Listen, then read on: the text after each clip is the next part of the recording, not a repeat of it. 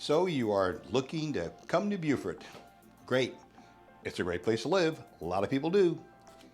And either you've got a boat or you're thinking about getting a boat. Great. A lot of people do down here. And either you're going to fish while you're down here or you're going to just do some recreational boating.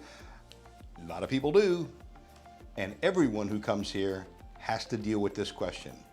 What am I going to do with my boat? Along the way, as I address this, if you have any questions at all, please reach out to me or my wife, Sue, who, by the way, is the best real estate agent in the county, and we'd be happy to help. But let's talk about this specific question. I want to help you sort of narrow down what the options are, because this is a factor, right? I mean, okay, is it the most important factor that you have to deal with when buying a home? No, but it is a factor, right? I mean, if you boat on a regular basis or you plan to, convenience, it's a real thing, right?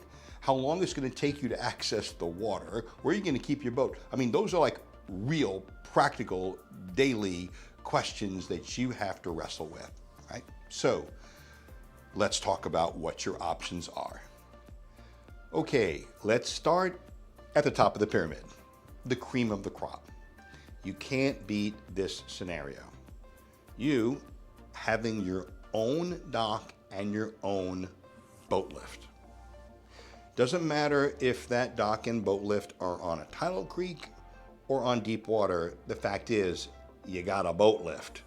So you get the boat out of the water, which minimizes your need for access to a boat slip or boat launch. Here's our backyard. That's my dock and our boat on deep water. What a great thing to have. Do not underestimate the convenience here.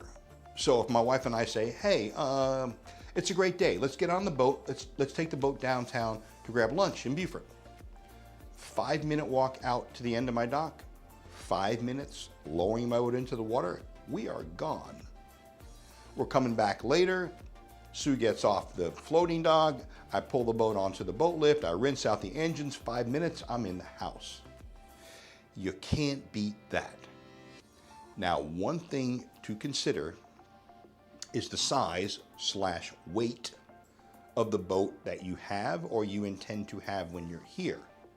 Because most boat lifts are rated for a certain weight. The popular one around here, David Master, with 3/4 horsepower motors on each side, is rated for about 11,000 pounds. I don't know that it can handle that, but that's what the manufacturer says it can handle.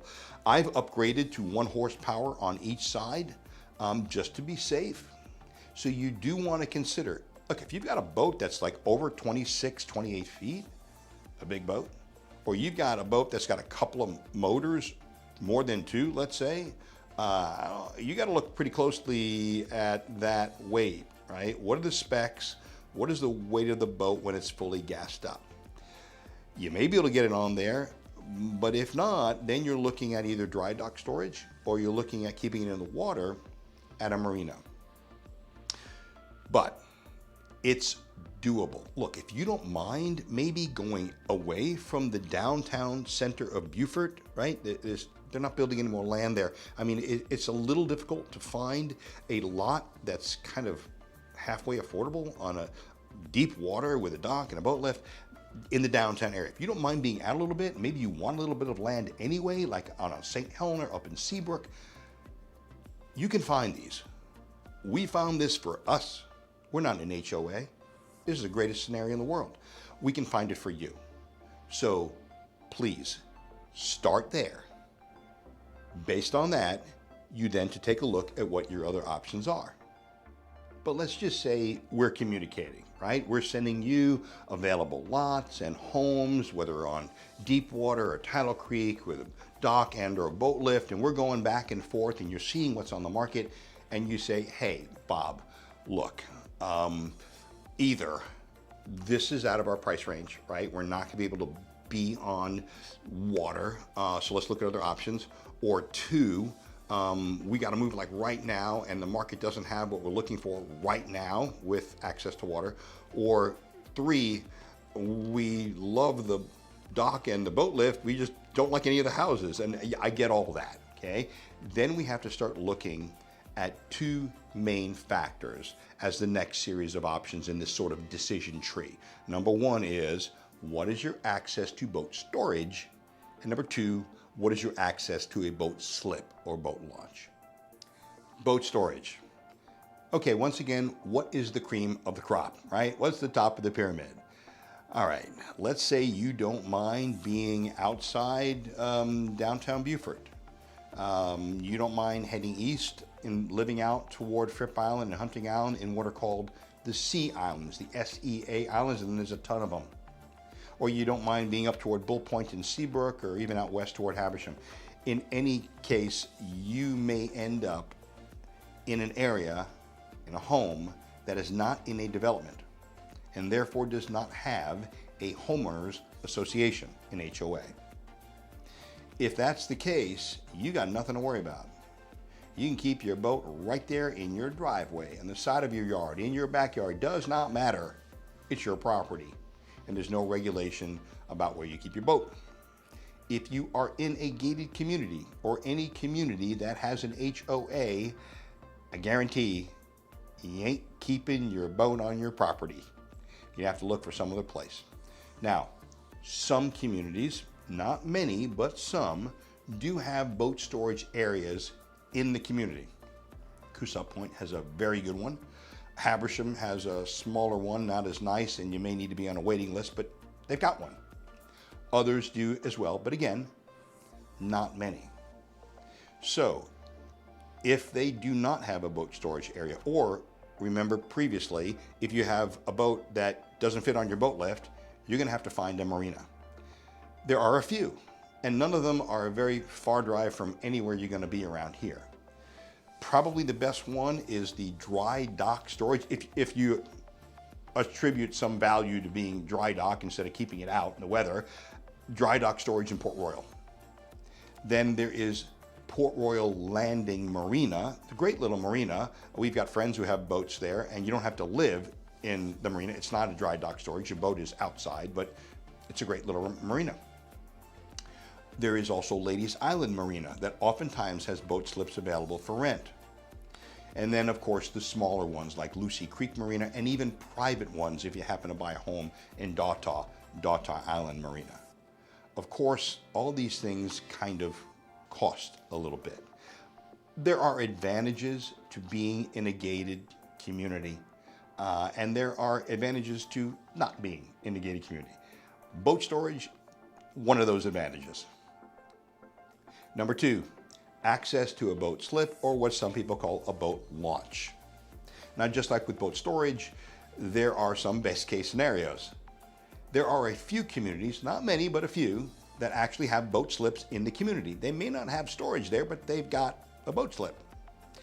Cat Island, Battery Point, Habersham, Coosa Point, all got boat slips.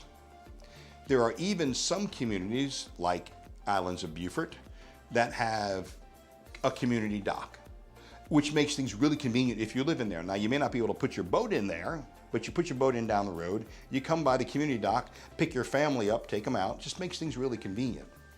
The only thing is you're not supposed to leave your boat at the community dock overnight. Some people do, and then maybe they get a nasty gram, but for the most part, not that big a deal. But just something to keep in mind. Makes things a little more convenient. However, here's the good news. In Beaufort, there are 11 public boat launches. That's a lot for a geographical area like Beaufort. I mean, it doesn't matter where you live, you are not far from a public boat launch. More than in Bluffton, by the way, and Bluffton's bigger. So, the only thing I would mention is be prepared. Look, some of you who are watching this video, you have grown up on the water. I mean, this is like second nature to you. You have been boating for decades. You can get to a public boat launch and you can back your trailer up like boom on a dime, first time, perfectly. That is not me. So I got my first boat when I was 60, okay, folks? So steep learning curve. I gotta just be prepared. Everything's got to be in the boat. I don't want to waste any time. I don't want to look like a fool. I want to make sure I can back it up and hit it the first time. So I got to be prepared mentally and physically when I get there. These boat launches, even though there are many of them, you go to the downtown ones like Whitehall, which is right across from downtown where everybody kind of wants to be, and you try to get there on a Saturday afternoon in July. First of all, it's crowded, so much so that you're going to be waiting to put your boat in. Secondly, you're probably going to have to park your truck and your trailer across the busy highway, across the street, Sea Island Parkway, and then run over. It's that crowded.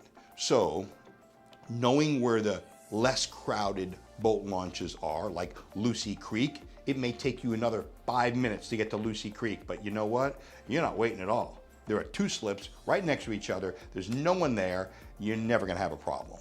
So all those things are things to consider, but it is convenient and accessible to find a public boat launch.